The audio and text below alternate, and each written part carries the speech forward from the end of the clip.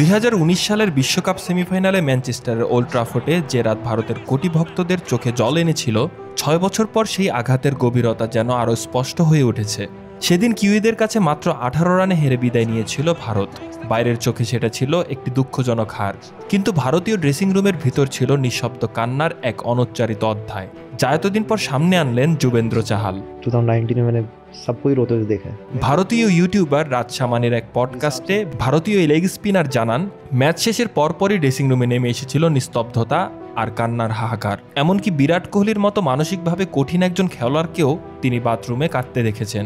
World cup আমি স্পষ্ট দেখেছি কোহলির চোখে জল।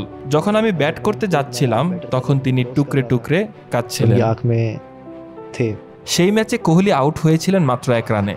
ধোনির শেষ আন্তর্জাতিক ইনিংসটিও শেষ হয় মার্টিন গপ্টিলের অসাধারণ এক রান আউট দিয়ে। যেন সেদিন প্রতীকীভাবেই ঘোষণা হয় একটি যুগের অবসানের। ভারতের ব্যাটিং লাইন আপের পতনের সঙ্গে সঙ্গে ভেঙে পড়ছিল পুরো দলের মানসিক দেয়ালও। চাহাল নিজেও সেদিন বোলিংয়ে সবার চেয়ে বেশি রান দিয়েছিলেন। সেই ব্যর্থতা এখনও পোড়ায় তাকে। আমি আরো ভালো করতে পারতাম, যদি 10-15 রান কম দিতাম হয়তো ছবিটা বদলে যেত। 10-15 রান কম দে সকতা থা।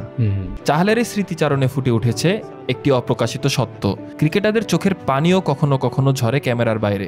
তারা হাসে, লড়াই করে, নেতৃত্ব দেয়, কিন্তু হারের পর যখন স্টেডিয়ামের আলো নিভে যায় তখন ড্রেসিং রুমের ভিতরে জমে থাকে শুধুই নিস্তব্ধতা এবং কিছু অশ্রু, যা ধুয়ে নিয়ে যায় একটা স্বপ্ন।